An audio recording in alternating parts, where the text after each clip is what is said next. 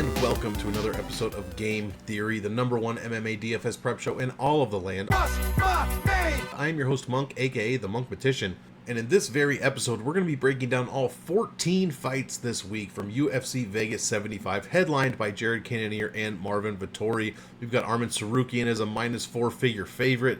We got a Sabatini Almeida fight. We've got Lawrence Argueta. We've got some very low-level fights and some pretty fun-looking fights as well. So, guys, before we get started, please hit the like, hit the sub on the channel, and without further ado, let's get right into the fights. UFC Vegas 75. Show's about to start!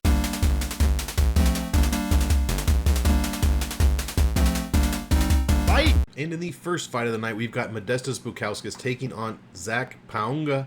9K for Bukauskas, 7,200 for Pauga. 9K for Bukauskas just seems absolutely insane. I mean, the guy's getting outpaced absolutely everywhere, and inside the distance, it's 2-1 for his opponents to him. DraftKings points per win, 74.5. That's it. Over his 2 3-round light heavyweight wins. And he's allowing only 90.54 points per loss to his opponents. Ceiling is very low, not even triple digits. Almost 80% of his total points come at distance. So we pretty much know what his game plan is going to be. When he does win over his 2 wins, average bonus points is 60 points per win. However, he has yet to score in the triple digits. Takedown defense is 71% as he has allowed just 2 takedowns out of 7 attempts. Controls only 17.68% of all grappling time he's involved in. Strength of schedule leaves a little bit to be desired. And when 9,000 wins, it makes the optimal lineup 41% of the time. Pauga getting outpaced everywhere except for inside the distance. 3.5 points a minute, allowing only 0.68 back at him. But again, another one. When he wins, only 74 points so far. Just basically exactly what Modestas Bukauskas scores. Allowed 85 when he lost to Usman. Very low ceiling, very low floor as well. Most of his points, in fact 54, almost 0.5%, have come inside the distance. Just 30 bonus points per win. When he did get his win, it was just a decision victory. 100% takedown defense. Controlled 97% of all the grappling time he's involved in, which is very good. It has a decent strength of schedule here. In my opinion, I'm going to be looking to fade this fight overall, but specifically the Bukauskas side at 9K, I think this is basically unplayable for the numbers that Modestas is putting up. I don't think he's going to Amin Zahabi Pauga. I could be wrong, but I think we need a very early finish from Bukauskas plus a knockdown and a ton, or at least a little bit of ground and pound as well. I'll have a little bit of Pauga just because he's so cheap, and I don't trust Bukauskas at all. Very little of this fight, and I'm going to be pretty much skipping this one as a whole. First fight of the night. Let's move on to fight number 2.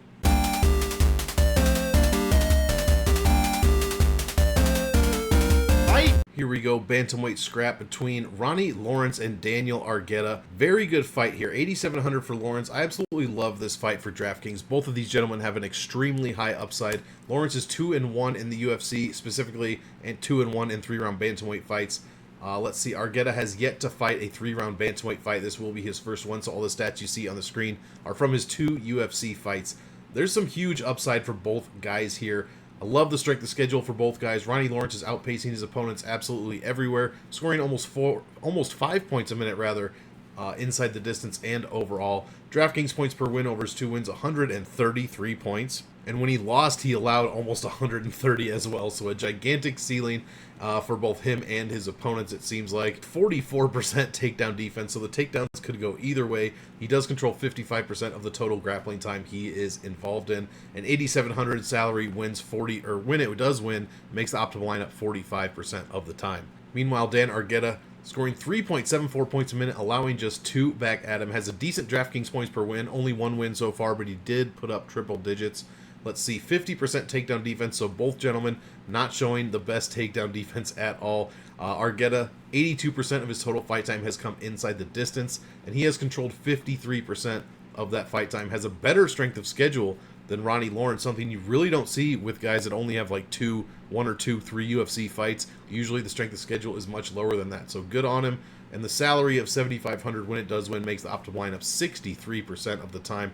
I love this fight. I think Ronnie Lawrence is going to land a bunch of takedowns and possibly some control time, and if that does not happen, I think Daniel Argueta is absolutely live for a big score as well. So I love this fight. I don't think either guy, obviously, is too overpriced.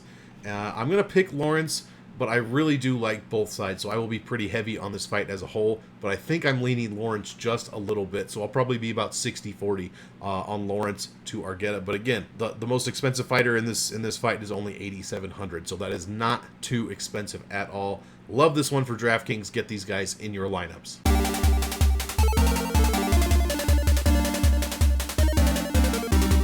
Women's flyweight fight between Teresa Bleda, 9,500 against Gabby Fernandes. This one will be short and sweet, guys. I love the women's flyweight fights. I think, let's see, 54, almost 55% of the time, someone from a women's flyweight fight makes the optimal lineup every time they fight. So absolutely love that. It's second or third best weight class overall to target as far as optimal lineup. And this is an extremely low-level women's MMA fight, meaning it could be very sloppy, meaning the unexpected could happen. Bottom line is, Teresa Bleda got absolutely smashed by Natalia Silva, and now she's 9,500. Like, yes, Gabby Fernandez got pretty smashed by Jasmine Jasudavicius, but still, 9,500 for Teresa Bleda. I am not excited about that. She's got 7 fights total in her total career, and she just got kicked in the face. Her head came completely off. After Natalia Silva kicked her. I believe it was in the head, some sort of spinning kick. I don't even remember, but she got worked on. I mean, these numbers are trash. I don't even want to be around anymore. She did control 69% of the grappling time, which is very surprising, but that's pretty much the only good number she has. Like I said, she got worked over, and she's only 21 years old, so extremely young. It's extremely inexperienced.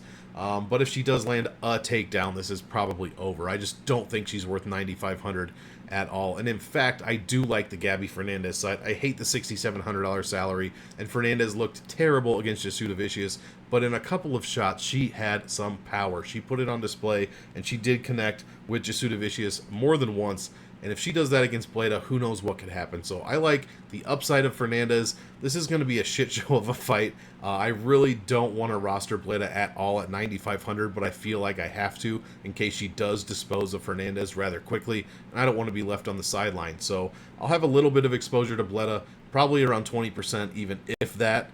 She's way too overpriced in my book this week. So give me a few shares on Gabby Fernandez, even though I hate the $6,700 salary. It could be worth a stab here. If that salary wins, it's 100% optimal. So give me Gabby Fernandez in the hopes that she lands, you know, a 1-2 punch combo and Bleda goes down. So yeah, that's how I'm looking to play this one. Let's keep it moving.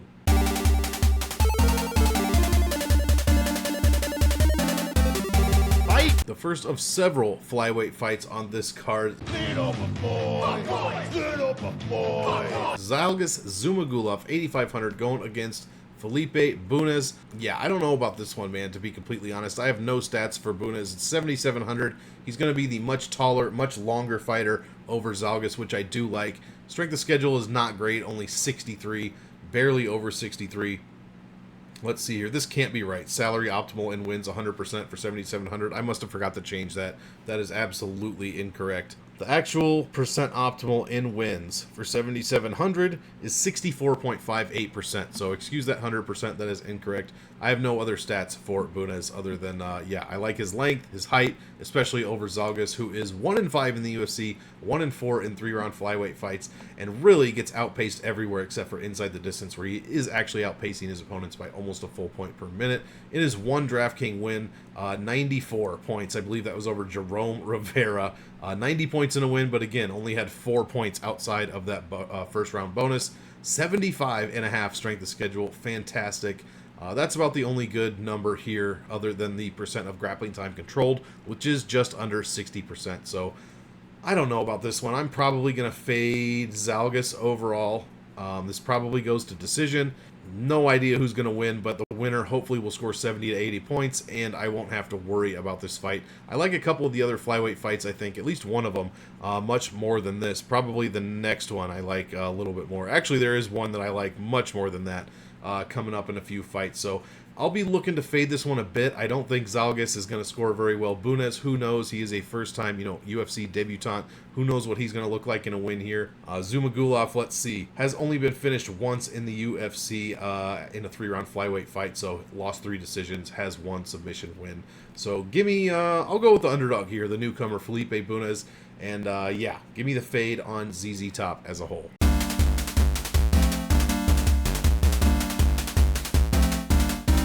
Fight! And here we've got another relatively low-level little guy fight. The little bodies! 3-round flyweight fights, 125. Carlos Hernandez taking on Dennis Bondar. Bondar fought for what, like a minute and a half or something like that, less than 3 minutes, I don't even remember. So his stats need to be thrown out. They're completely off the wall. Everything is totally jacked up because he only fought for like 1 minute and some change. There was a ton of action in that minute and change, so his stats are crazy high. Like, he scored 7 points a minute inside the distance while allowing 12. That's completely unheard of.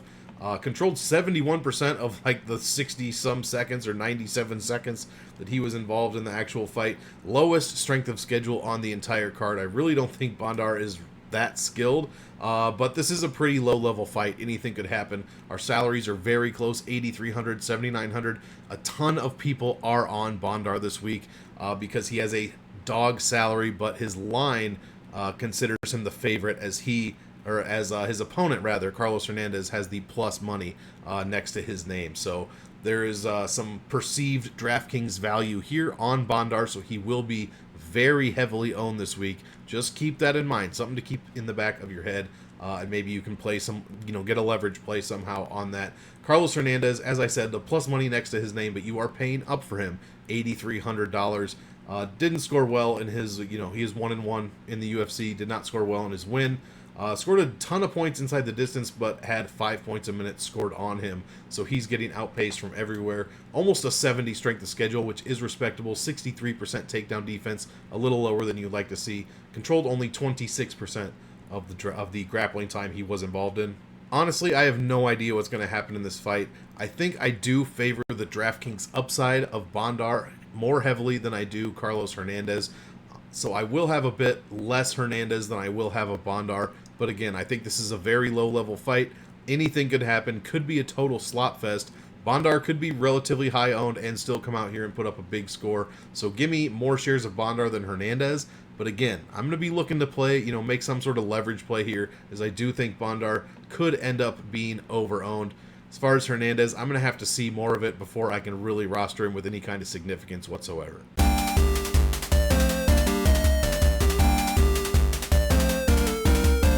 And here we've got a couple of bantamweights. Christian Quinonez going against Kang. 7,400 for Kang, 88 for Quinonez. And yeah, this is another seemingly lowish level fight. I just trust Kang much more than I trust Quinonez at this point. He is just 1-0 in the UFC. Did put on a great performance here against all 3 minutes against Khalid Taha before he finished him off, scoring 97 points in the process. 8,800 is just a bit too much for a 1-0 UFC fighter who I just don't trust against a guy who is a formidable UFC veteran in Kang. I don't even know how many UFC fights he has. Let's see. He's got 11. It looks like he's 7-3. 1 no contest. Outscoring his opponents absolutely everywhere, so his overall pacing is very good. Has a decent ceiling and a very good floor of almost 60 points. Over his 7 wins of the weight class, he is averaging just 94 points per win, but he's only 7,400 this week, and that will be good enough to do some damage down there at the lower end of the salaries. Absolutely love that. Almost 50 points per win as far as bonus points go. 4 of those 7 wins I mentioned, he did put up triple digits. Love to see that. 70% takedown defense at the weight class, controls 64% of the grappling time he's involved in. Strength of schedule leaves something to be desired, but when 7,400 does win, it makes the optimal line at 56.25% of the time. I love these numbers for Kang, and I'm going to trust him a bit more than I trust Quinonez at $8,800. So I will look to have more Kang than Quinonez. Again, very only 3 minutes of stats for Quinonez, so his numbers are crazy. I mean, 49, almost 50 points per minute inside the distance, allowing just 0. Again, that needs to be thrown out. His strength of schedule is valid, 70.5. Again, you do not see numbers that high when it comes to UFC debutants. But when 8,800 does win, under 40% optimal. That is not a great number there at all. Quinonez only spent 1% of his total fight time inside the distance, so that would be, what, like 6 seconds? And 100% of all of that grappling time he controlled. So, gotta love a couple of numbers from Quinonez, but I do favor Kang here. I do favor the underdog, and I will have him in a couple of lineups. Let's see, he has only been finished once by KO TKO, has been subbed 6 times in his career. In the UFC, it has been, I forget, I'm looking right at it and I can't see it. 0 times at the weight class, actually. So Yeah, that does bode well for Kang.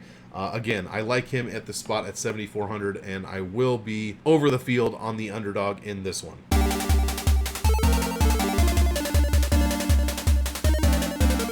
Fight! And here we've got the final flyweight fight of the evening. Alessandro Costa taking on Pusha T's favorite fighter, Jimmy the Brick Flick. You ordered Diet Coke, that's a joke, right? This is a low-level, could be super sloppy flyweight fight. I love to target this one for DraftKings. Anything could happen. Costa's one and only fight in the UFC was against Amir Albazi, who absolutely destroyed him for the most part. And Jimmy Flick is 1-1 in the UFC, took a tremendous loss to Charles Johnson, and subbed Cody Durden in just over 3 minutes. So both of these guys just scream round 1 victory, round 1 defeat. Absolutely love this fight for DraftKings. I think the fight ends in less than 1.5. Honestly, I think it ends in the first round. Probably Costa, but Jimmy Flick is the ultimate dart throw this week at 6,800. If Costa really actually, why is he 9,400 this week? He's only 9,400 because Jimmy Flick looked absolutely terrible, and he does not like to get punched in the face. Turns out that's kind of a big deal when you are a fighter. So, not really surprised he's such a huge underdog, but at the same time, there is a little bit of value there, in my opinion. So I will have some of Flick rostered as a dart throw type option. Costa, maybe a little bit as well. 9,400 is way too much. However, chances are one of these guys is getting finished in the first round, so you're gonna want some of both sides of this one. Unfortunately, one of the guys is extremely expensive, but it does seem to balance out with Flick being only 6,800. I mean, these numbers are terrible. Absolutely terrible. Flick's getting outpaced everywhere. His score when he won was awful.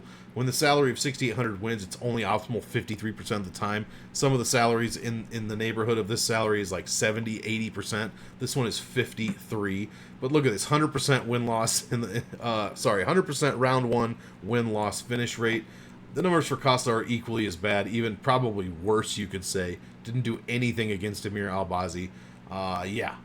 Has a decent strength of schedule, but that is the only thing he's got going for him. So, again, play both sides of this one. I love the finish here, love the inside the distance, and I like a 90-point bonus for one of these guys. So let's just hope somebody does something before they finish the other one so they can put up a triple-digit score Little bodies! and pay off their salary.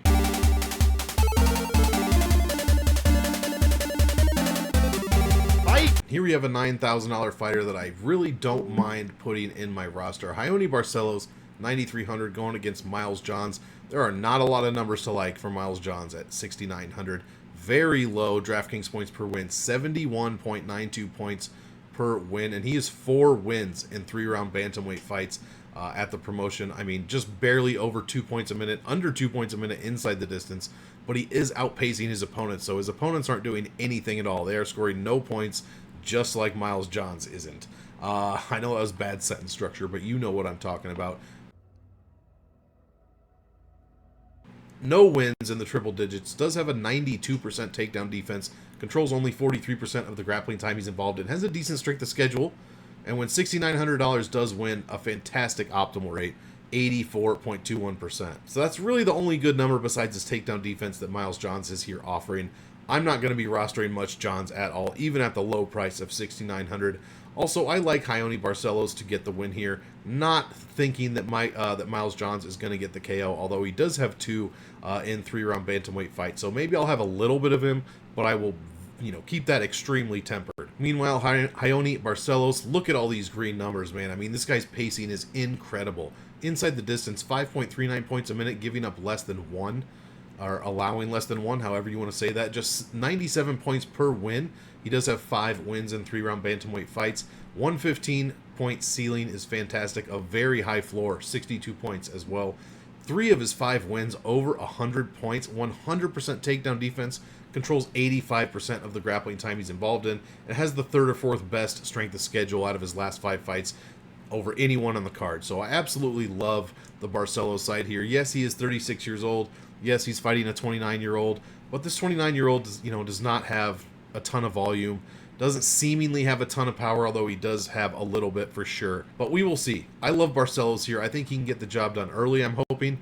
Either way, I'm hoping to see him pay off that $9,300 salary because we've got like Teresa Bleda at 9,500. I just don't like a lot of these high salaried guys and girls this week. It's going to be slim pickings up there at the top, but I don't mind a play on Raoni Barcelos.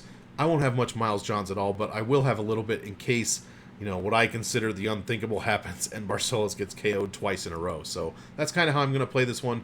Definitely picking Barcelos for the win.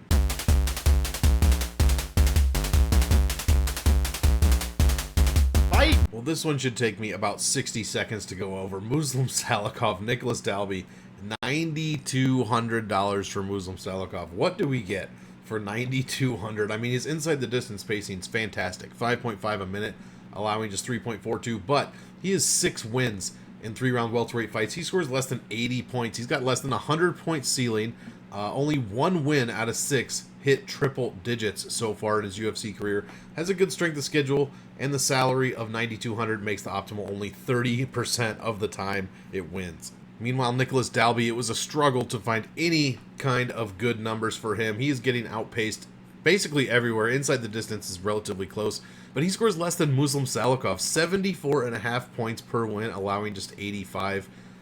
30 bonus points per win, 66% takedown defense, 0 wins over 100 points, has a 70 strength of schedule. I mean, when 7K wins, it makes the optimal 74% of the time. There are no good numbers in this fight. I assume this one's going to go to decision. Hopefully the winner scores 70 to 80 points, and we don't have to worry about it at all, because 9,200 is a ridiculous amount of money to be asked to pay for Muslim Salikhov. Maybe a little bit of Nicholas Dalby, but the dude is barely 10xing his salary, 74 points, and he's 7K. Usually that's a fantastic salary. I mean, if it wins, I mean, it's a fantastic salary in regards to the fact that if it wins 74% of the time, it is optimal. But yeah, it's extremely cheap, does not have a high win rate, and this fight is terrible in my opinion for DraftKings, and I will not have much of it at all.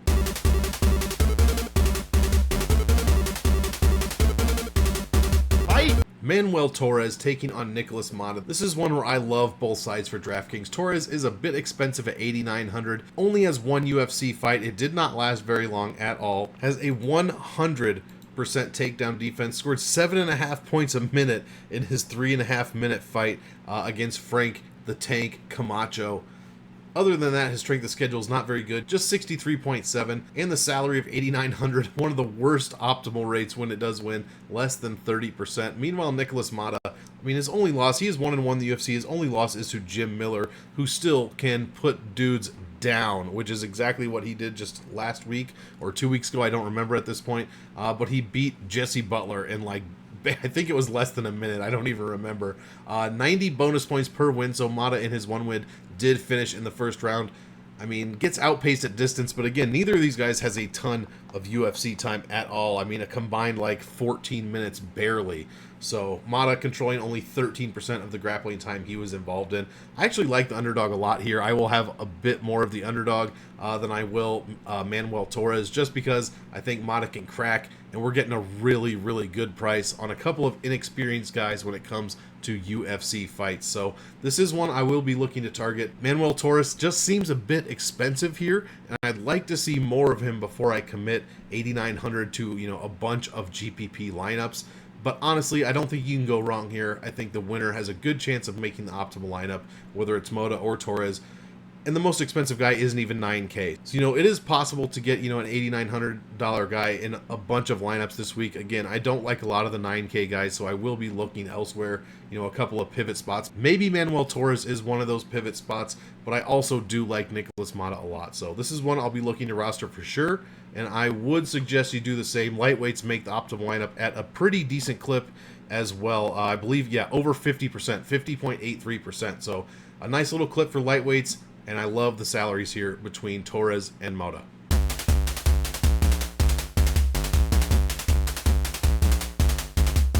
Here we've got another fight I will be looking to target. Featherweight division, Pat Sabatini, 9,100, taking on Lucas Almeida. I think both fighters have tremendous DraftKings upside. Pat Sabatini, 4-1 in his 3-round featherweight career at the UFC. Scores 4.27 points a minute, outscoring his opponents absolutely everywhere. You would want more than 96 points per per win on average at the $9,100 salary, but you can't have it all the time. 43% takedown defense is pretty bad, but Sabatini controlling 78% of all grappling time he is involved in. The other thing I really like about Sabatini is when he does have you on the ground, he is dropping tons of ground and pound, tons of non-significant strikes as well, and all of those points add up. You know, they just bank with the control time, and you rack up points non-stop. I love how Sabatini attacks while he's on the ground. Just tremendous amount of points come from doing that. Lucas Almeida on the other side looked pretty good in his one UFC fight so far. Scored 5, almost 6 points per minute at distance. Outpaces opponents inside the distance as well. 68 strength of schedule does leave something to be desired, but he did control 56% of that grappling time. So I don't mind Almeida at all. His upside is tremendous at $7,100, and we have seen Sabatini get cracked, not just by Damon Jackson, who won in very quick fashion in his last fight about 6 months ago, but we have seen him cracked before and wobbled as well on the feet. So give me some of Almeida for the fact that he hits hard as hell, and Sabatini has been wobbled before, but the official pick is going to be Sabatini, hopefully with a ton of wrestling points, hopefully with a ton of control time and ground and pound points as well. Let's get that triple digit, let's pay off that $9,100 salary and get ourselves on the optimal lineup, have a decent turnaround from Damon Jackson. I think all that's possible. But at the same time, if that does not happen, you are going to want to have Lucas Almeida. I think this is a great fight to target. I never met a fight I didn't like. And I will absolutely be on both sides of this one.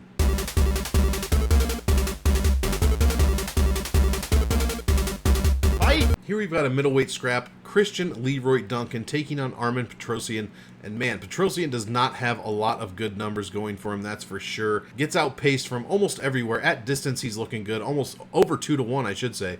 But inside the distance, scores just 1.31, allowing over 5 points per minute. He's 2-1 in the UFC.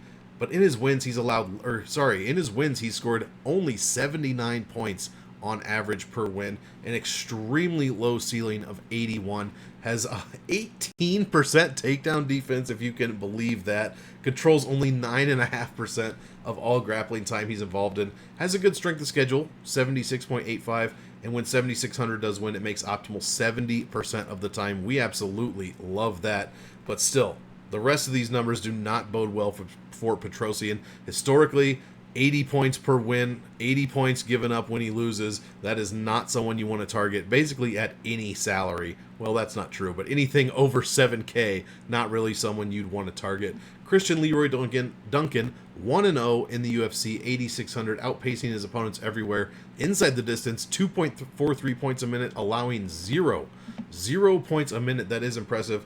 Very low strength of schedule at 66. When 8,600 does win, it is optimal 50% of the time. So one of these salaries, 50% optimal. The other one is 70% optimal. This is a fight to target overall, in my opinion. I prefer the Christian Leroy Duncan side. In my opinion, he has the much higher upside. He's the one that has a first-round finish win under his belt so far in the UFC. He has controlled 100% of the grappling time he's been involved in, which obviously not a ton of time in his UFC fight, as he did finish in the first round. Petrosyan just not putting up any kind of numbers I would consider rostering heavily at all. So give me Duncan for the win. Give me Duncan in DraftKings. And I'm not really interested in Petrosyan. That 70% optimal per win is intriguing, as Petrosyan does have the upper hand when it comes to UFC experience. But Christian Leroy Duncan looked pretty good in his first fight. And I'm not thinking Petrosyan is going to go, crazy scoring points. Hopefully he's not going to be this week's Ayman Zahabi, and we can go ahead and fade the 7,600. So give me Christian Leroy Duncan at 86. And yeah, Petrosyan's going to be pretty difficult to get to just because of his historic DraftKings statistics.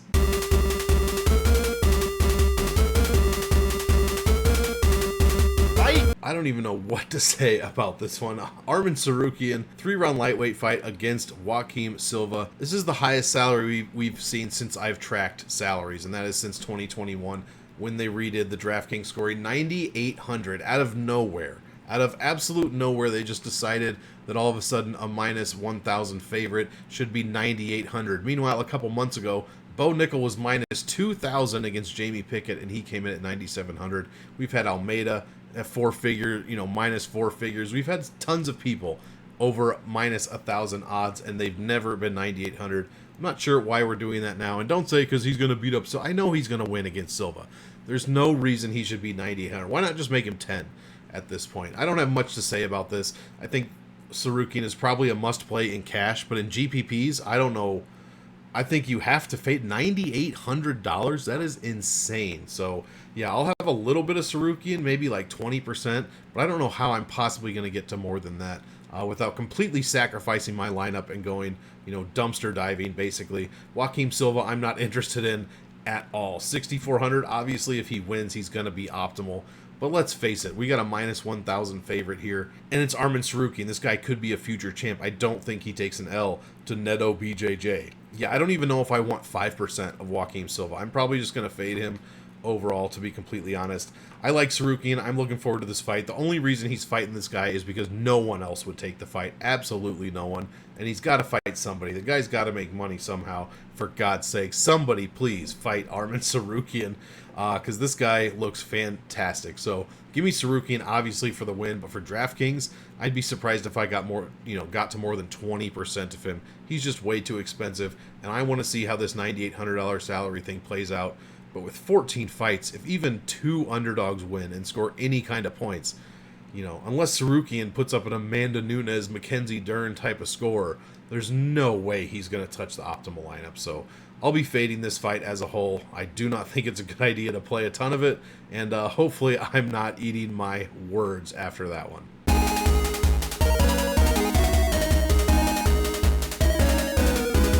Main event of the evening, and we will keep it short and sweet. 5-round middleweight fight. Jared Cannonier going against Marvin Vettori. There's only one side I'm interested in here, and it is not the Jared Cannonier side. The guy scores, basically as many points as Derek Lewis does at this point. 2 points a minute, 2.2 points a minute overall, 2 points a minute at distance, 2.43 points a minute inside the distance, 84 when he wins. The guy's 3-1 in 5-round middleweight fights. In his last 5, he scores like 2.09 points a minute, and if you go to all 15 fights in his UFC career, it's about 2.17 points a minute. So Jared Cannonier has never, ever put up good DraftKings scores. I mean, in his 3 wins in 5-round middleweight fights, 0% of them have gone into triple digits. 87% takedown defense is good. His strength of schedule is very good, but 84.3 points per win is unplayable at 8,200 when I've got 27 other people fighting. So I do not like anything about Jared Cannonier's stats at all. And Vettori is notoriously difficult to finish. So I'm completely fading Jared Cannonier in this one. And I'm picking Vettori to win. And he's got the tremendous DraftKings upside on his side. Probably the highest DraftKings upside on the entire card. He is also 3-1 in 5-round middleweight fights. I mean, 4.5 points a minute inside the distance, 135 per win. His ceiling is 165 because he put up 150 something against Kevin Holland. Absolutely ridiculous. All 3 of his wins over 100 points. 63% takedown defense isn't good, but Vettori does control 95% of all grappling time he's involved in these 5-round fights. 80 strength of schedule is the best on the entire card. And when 8K does win, 53% optimal. So there's nothing to hate about Marvin Vettori's stats. And Jared Cannonier is the complete opposite. There is nothing to like except that takedown defense and the strength of schedule. But honestly, I think this one goes all 5. And historically, if that happens and Vettori gets the dub, he is scoring a ton of points. So anything over 110, 115 should be good for the optimal lineup here. I'm picking Vettori for the win, and I'm really hoping he keeps up the trend that he's been putting up in 5-round middleweight fights, guys. That is going to do it before we get out of here. Thank you for joining me. Hit the like, hit the sub on this channel, and let's kick it over to see who M.O.N.K picked for UFC Vegas 75.